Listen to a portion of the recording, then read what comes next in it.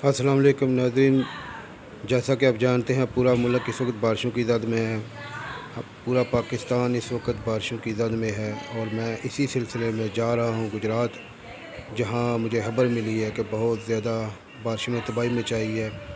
तो मैं वहाँ चलकर आपको दिखाऊंगा लाइव मनाज़र, तो मेरे साथ रहिएगा। कुछ देर तक मैं गुजरात पहुँचने वाला हूँ। आप भी इतनी देर में रास्ते का मनाज़र देखें। बारिश ने पूरे मुल्क का मौसम तो खुशगवार कर दिया है, लेकिन इसके साथ साथ बहुत तबाही भी हुई है। हर तरफ पानी ही पानी है।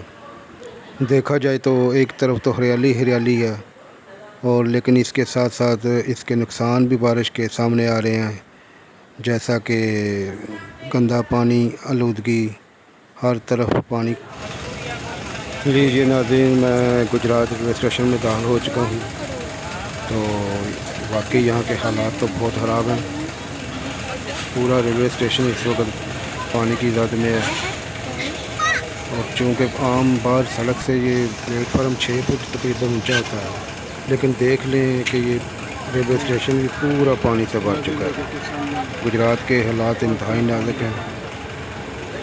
अहले इक़्तिदार को सोचना चाहिए।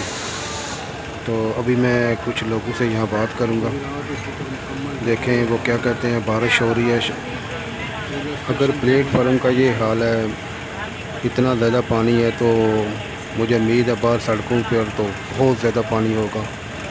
तो अभी मैं आपको प्लेटफार्म के बाहर जाके दिखाऊंगा कि बाहर सड़कों पर कितना कितना पानी जमा हो चुका है और लोग किस मुश्किलात का शिकार हैं।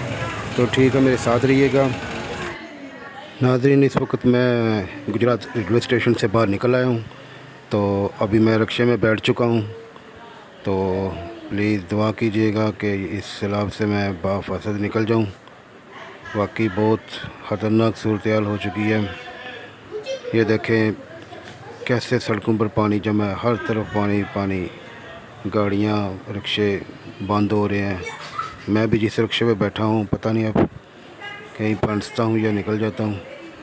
दुआ कीजिएगा। तो मेरे साथ रहिए।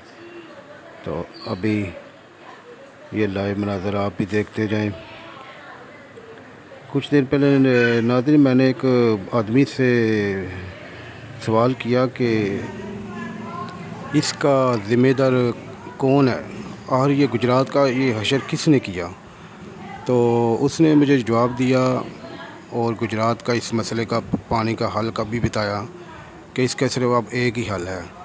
और उसने ये जवाब मुझे ये दिया कि ये जो गुजरात के जितने बड़े करप्ट ऑफिसर हैं ना, वो सब इसका ज़िम्मेदार हैं।